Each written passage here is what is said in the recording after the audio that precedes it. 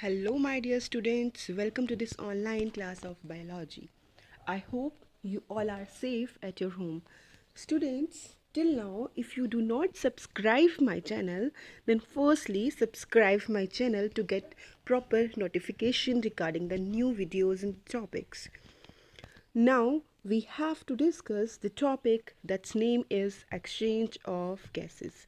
Body के अंदर exchange of gases कैसे होता है।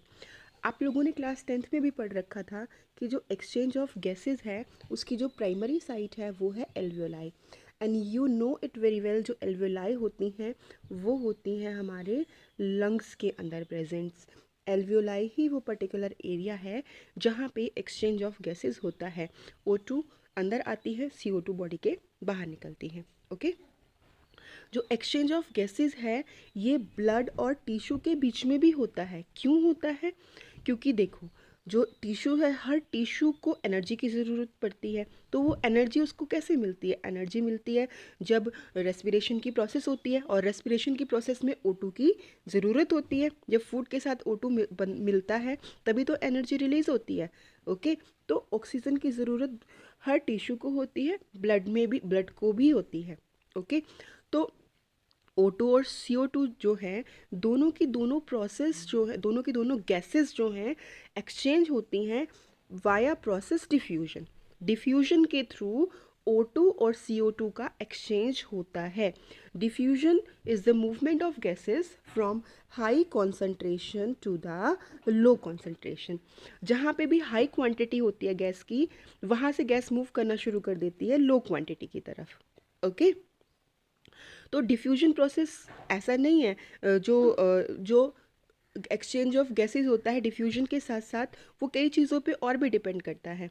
ओके, लाइक प्रेशर ग्रेडियंट जो है, ठीक है, सॉल्युबिलिटी ऑफ गैसेस कि गैसेस जो हैं कितनी सॉल्यूबल है, कितनी जल्दी मिक्सअप हो रही हैं, ठीक है। इसके साथ साथ जो मेम्ब्रेन है उसकी थिकनेस, जो मेम्ब्रेन है, मेम्ब्रेन कोई भी सेल है अगर उसकी मेम्ब्रेन जो होगी वो थिक होगी तो गैस एक्सचेंज होने में प्रॉब्लम आएगी, लेकिन अगर थिन होगी तो गैस एक्सचेंज बड़े ही इजीली हो जाएगा। ओके, तो ये सारे फैक्टर्स डिपेंड करते, अफेक्ट करते हैं रेट ऑफ डिफ्यूजन को। ओके, यहाँ पे आपको समझना ज़रूरी है एक और important term, that is partial pressure. Okay, partial pressure. तो पार्शियल प्रेशर जो होता है माय डियर स्टूडेंट्स, ये होती है क्वांटिटी ऑफ गैस, कितनी क्वांटिटी ऑफ गैस प्रेजेंट है, कितना गैस का कंट्रीब्यूशन है, ठीक है। तो ऑक्सीजन के पार्शियल प्रेशर को बोलते हैं PO2 एंड CO2 के पार्शियल प्रेशर को बोलते हैं PCO2। यहाँ पे P एडअप हो जाएगा, P मतलब पार्शियल प्रेशर, इन गैसेस का कितना कंट्रीब्यूशन है। तो नीचे अब यहाँ पे हम टेबल देखेंगे। ये टेबल आप लोगों को जो दिखाई दे रही है, इस टेबल के अंदर प्रॉपरली वैल्यूज़ दी गई हैं, ठीक है। ये वैल्यूज़ आपको टिप्स पे होने ज़रूरी हैं, ये वैल्यूज़ आपको लर्न होनी ज़रूरी हैं। ये वैल्यूज़ जो दी गई हैं ये mmHg के अंदर दी हुई हैं, और ऑक्सीजन और CO2 की ही दी गई हैं, क्योंकि CO2 और ऑक्सीजन का ही एक्सचेंज होता है। ओके, तो एनवायरनमेंट के अंदर जो हमारी ऑक्सीजन प्रेजेंट होती है वो 21% प्रेजेंट होती है, ठीक है। बट यहाँ पे क्या है, यहाँ पे हमने जो इसको लिया है वो mmHg में लिया है। मैंने आपको कल भी वाया ऑडियो लेक्चर ये चीज़ समझाई थी कि किस तरीके से फॉर्मूला यहाँ पे अप्लाई हो रहा है। हम इसको mmHg में ले रहे हैं, परसेंटेज में नहीं ले रहे हैं।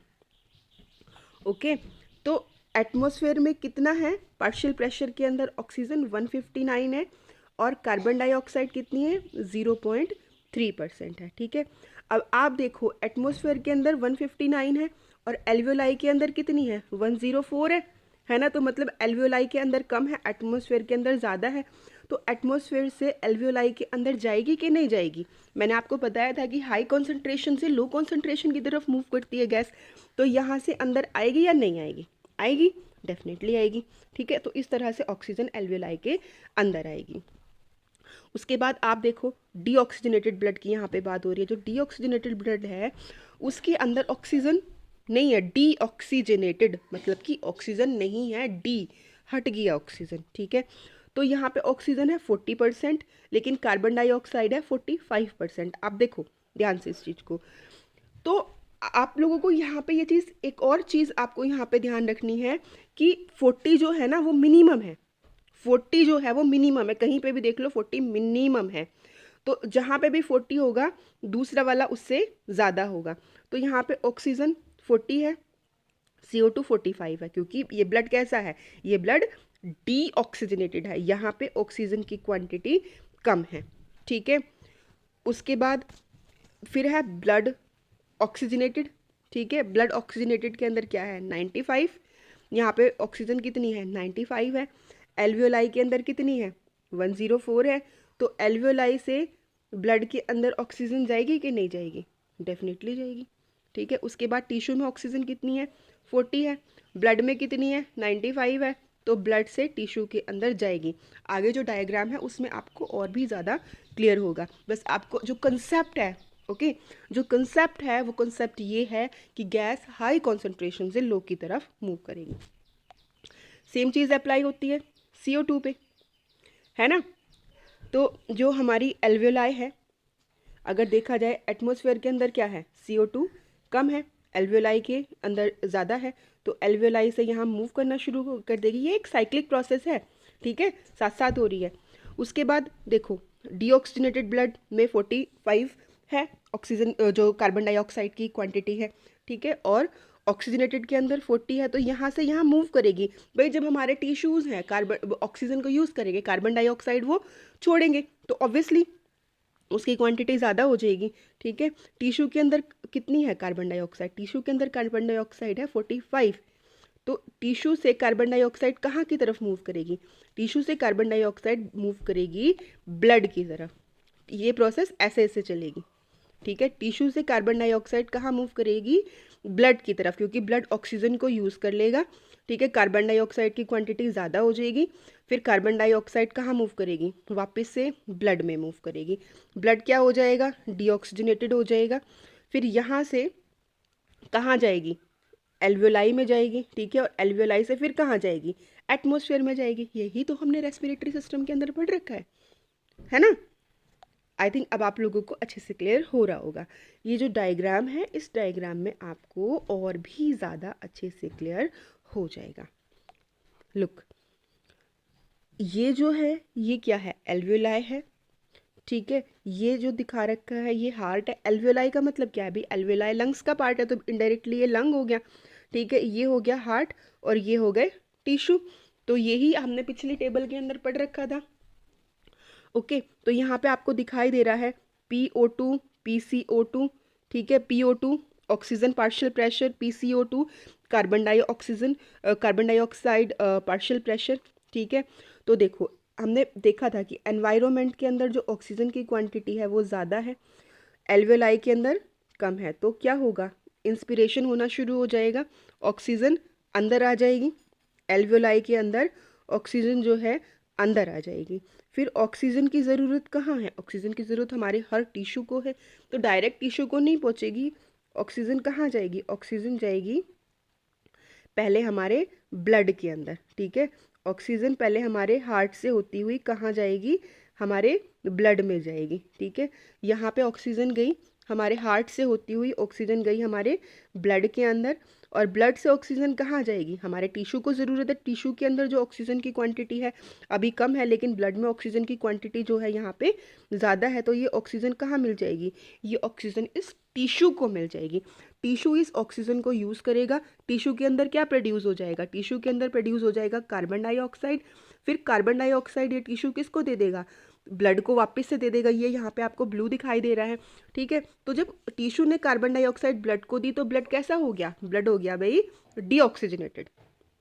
ठीक है, तो अब डीऑक्सीजनेटेड ब्लड वापस से हार्ट में होता हुआ कहाँ चला जाएगा, लंग्स में चला जाएगा, और लंग्स में ये फिर से ऑक्सीजनेटेड हो जाएगा, और CO2 जो है वो एक्सपायर्ड हो जाएगी। एक्सपायर्ड मतलब एक्सपायरेशन हो जाएगा, ये बाहर चली जाएगी।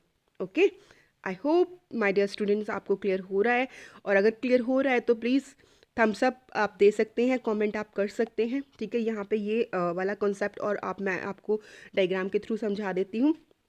ठीक है।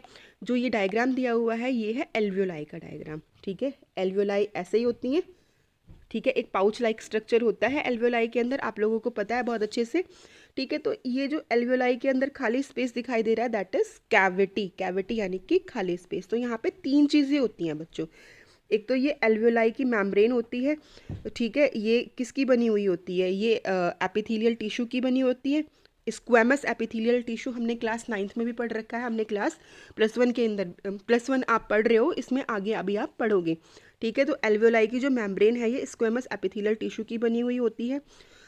उसके बाद यहाँ पे जो दूसरी मेम्ब्रेन है दैट इज़ बेसमेंट मेम्ब्रेन, ये जो आपको दिखाई दे रही है जो सेकंड लेयर है दैट इज़ बेसमेंट मेम्ब्रेन। यहाँ पे 3 लेयर हैं, 1 2 और 3। जो ये तीसरी लेयर है ये ब्लड कैपिलरीज की लेयर है। तो हमने बिल्कुल इंट्रोडक्शन में पढ़ा था कि जो एल्वियोलाई होती है, जो मेम्ब्रेन है, सेल मेम्ब्रेन अगर थिक है तो एक्सचेंज ऑफ गैसेस डिफिकल्ट हो जाएगा। बट यहाँ पे आप ध्यान से देखो, जो एल्वियोलाई की जो मेम्ब्रेन है दैट मेम्ब्रेन इज थिन। तो जब ये मेम्ब्रेन थिन है तो यहाँ पे एक्सचेंज ऑफ गैसेस जो होगा वो बड़े ही इजीली हो जाएगा, ठीक है। ये जो एल्वियोलाई की जो वॉल है ये थिक एल्वियोलाई, बेटा यहाँ पे थिक मेंशन है but that is thin. Alveoli की जो वॉल है वो थिक नहीं है, थिन है। यहाँ पे थिक मेंशन है तो you have to correct it. Alveoli की जो वॉल है वो थिन होती है, और थिन होती है इसीलिए जो प्रोसेस ऑफ डिफ्यूजन होती है वो डिफ्यूजन की प्रोसेस जो होती है बड़े इजीली हो जाती है, क्योंकि हमने पढ़ा था कि डिफ्यूजन डिपेंड करता है सॉल्युबिलिटी पे, ठीक है, थिकनेस ऑफ वॉल पे, ओके, प्रेशर ग्रेडियंट पे, तो इन सारी चीज़ों पे डिपेंड करता है, ओके। आई होप कि आपको exchange of gases topic clear हो गया होगा। आपको अगर कोई डाउट है तो आप कमेंट सेक्शन में ज़रूर लिखिए। अगर आपको ये टॉपिक क्लियर है तो प्लीज़ प्लीज़ क्लियरिफाइड ज़रूर लिखिए। नेक्स्ट वीडियो लेक्चर के अंदर हम डिस्कस करेंगे topic transport of gases, and I will definitely take your live class, live doubt class. Okay students, thank you, have a nice